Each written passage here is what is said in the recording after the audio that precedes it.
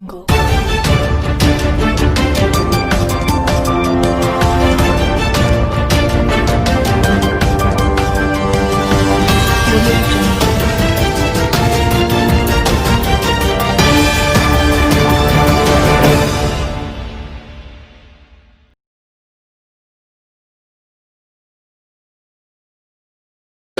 हुआ है जिसमें बहुत बड़ा कमांडर हिजबुल मुजाहिदीन का, जो कहिए कि number 1 commander of Hizbul Mujahideen doctor Saifullah आज मारा गया है। मैं समझता हूं कि ये बहुत सारे लिहाज से एक बहुत अच्छा कामयाब ऑपरेशन माना जाएगा, जिसमें पुलिस, सीआरपी, आर्मी ने मिलकर के काम किया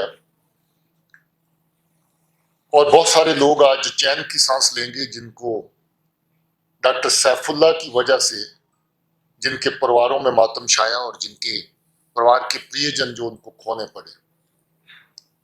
मैं इसका लेखा जोखा देख रहा था। 2014 से, अक्टूबर 14 से ये एक्टिव था, लगभग 7 साल पुराना मिलिटेंट है। बुरहान वानी के साथ काफी लंबा टाइम एक्टिव रहा और इसीलिए जब रियाज नैकू 6 मई को मारा गया इस साल, तो उस वक्त इसी पे नजर पड़ी जो सबसे पुराने विंटेज का टेररिस्ट जहां पर है। और ये कमांड लेने से पहले भी बड़ा खूंखार आतंकियों की लिस्ट में शामिल था। इसने बहुत सारे लोगों को, बेगुनाह लोगों को मारा। उसमें 3 पुलिस वाले हैं जिनको इसने मारा, और 2 जब ट्रक ड्राइवर्स के ऊपर एब्रोगेशन के बाद हमले हुए थे, तो 2 ट्रक ड्राइवर और उसका कंडक्टर जो है, 2 लोग मारे गए थे, उसमें भी इसका हाथ था। एक सरपंच पे हाल ही में कुलगाम में जब अटैक हुआ था, जो जख्मी हुआ था, बच गया, उसमें भी इसी का हाथ था। और उसके अलावा अभी जो चंद रोज पहले जो हत्याएं हुई बीजेपी वर्कर्स की, उसमें भी मजमूई तौर पे ये जो तंजीमें मिलकर के जहां पर बेगुनाह लोगों का कत्ल कर रही हैं, उसके पीछे भी इसका हाथ था। 1 दर्जन से ज्यादा केसेस हैं दहशतगर्दी के जिसमें ये शामिल था, और आधा दर्जन से ज्यादा लोग ऐसे हैं जो इसने कत्ल किए अलग अलग टाइम्स के ऊपर। और 3 लोग अगर ये भी डाल लें तो ये फिगर भी 9 के करीब पहुंच जाती है जिन लोगों को इसने कत्ल किया।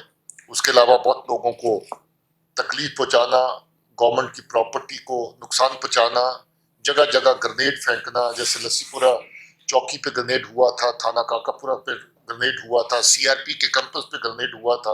उस तरह की बहुत सारी कार्रवाइयों में ये शामिल था। ये पिछले 2 दिन से लगभग इसकी ट्रैकिंग चल रही थी। ये इसकी मूवमेंट को मॉनिटर कर रहे थे लोग, और इसमें मैं मुबारक देना चाहता हूँ अनंतनाग पुलिस को, जो पिछले 2 दिन से इसको ट्रैक करते करते जहां तक इनकी ट्रैकिंग का सिलसिला जब पहुंचा, तो श्रीनगर पुलिस के साथ शेयर हुआ।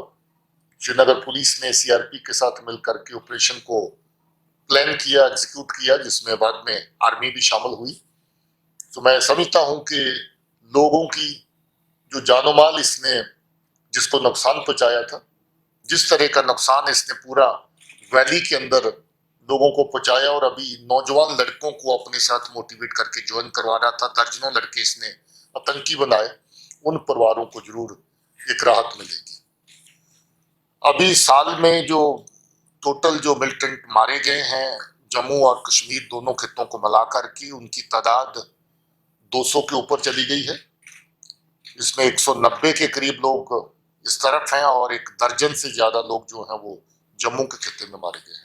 ऑपरेशन विंटर में पिछले साल भी जारी रखा गया था और इस साल भी जारी रखा गया, और जारी रहेगा नहीं बल्कि और ज्यादा शिद्दत से इसको आगे चलाया जाएगा, क्योंकि जिस तरीके से सिविलियन टारगेट्स को चूज करके, सिलेक्ट करके, पाकिस्तान के इशारे पर, पाकिस्तान की एजेंसीज के इशारे पर जहां पर उनको मारा जा रहा है, इसमें पाकिस्तान का सीधे रूप में और उसके जो मिलिटेंट आउटफिट जहां पर काम कर रहे हैं, वो हिजबुल मुजाहिदीन के साथ मिलकर के जिस तरह की लोगों को नुकसान पहुंचा रहे हैं, इससे ज्यादा शिद्दत से ऑपरेशंस को जारी रखा जाएगा। तो अंदाजा आप खुद लगा सकते हैं, क्योंकि एचएम रियाज नैकू के मारे जाने के बाद एकदम लीडरलेस हो गई थी।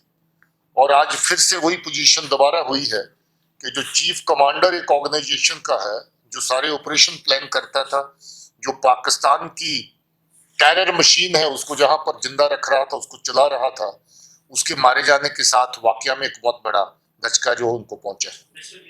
सिर्फ लगता तो ऐसा है, अभी तक जितने लोग फिगर करते थे अलग अलग जगहों पे, तो उसके मुताबिक सारे के सारे खत्म हो चुके थे। हाँ, और अब्बास का भी मेरा आई साहब का कहना है कि एक का बकाया है अभी, तो अभी उसके अलावा तो जितने लोग टाइम टू टाइम फिगर होते रहे लगभग सबकी एलिमिनेशन हो चुकी है। देखिए, जो हमारी इतला है इसमें पिछले कुछ दिनों से इन्होंने सिविलियन टारगेट्स को अलग अलग जगहों पे एलिमिनेट करने का, टारगेट करने का निशाना रखा हुआ है। अभी कुलगाम में हुआ, उससे पहले गांदरबल में हुआ, और रिपोर्ट्स ये थी कि इनका कोई श्रीनगर और बडगाम की एरिया में और इस तरह का अटैक करने की प्लान है। मोस्ट लाइकली कोई इसी तरह की जो टारगेट किलिंग या किसी कैंपस के ऊपर अटैक करने की प्लान से जहां पर ये पहुंचा था। देखिए, ऐसा तो कोई सीधा कनेक्शन नजर नहीं आता है।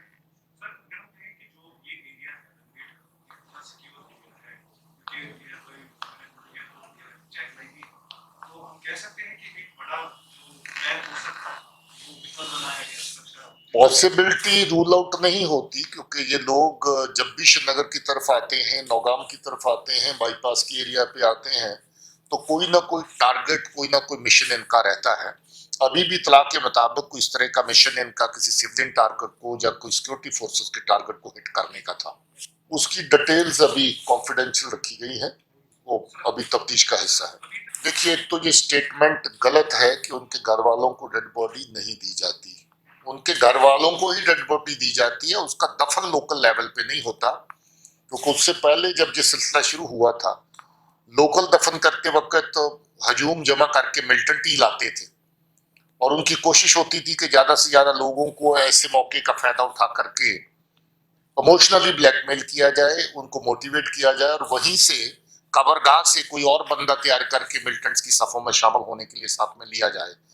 उसके साथ कोविड का प्रोसेस आ गया, तो कोविड के चलते ये फैसला हुआ कि डेड बॉडीज को हैंडओवर करने से अगर बहुत बड़ी तादाद में गैदरिंग्स होती हैं तो उनको डिस्कस करने का यही एक तरीका है कि घर वाले तो शामिल हों जैसे कोविड के प्रोटोकॉल्स थे, मगर घर वालों के अलावा जो लोग हैं उनको डिस्कस किया जाए। इसीलिए डेड बॉडी लोकली ना दफन करके दूसरे जिले में दफन करते थे। तो ये पार्ट एक तो मैंने आपका क्लैरिफाई कर दिया कि घर वाले होते हैं, उनकी मौजूदगी में दफन होता है, बल्कि मैजिस्ट्रेट वहां पर मौके पर खड़े होते हैं, इनके सैंपल लिए जाते हैं, हर तरह की फोटोग्राफी करी जाती है, वीडियोग्राफी करी जाती है, वो सारा रिकॉर्ड रखा जाता है।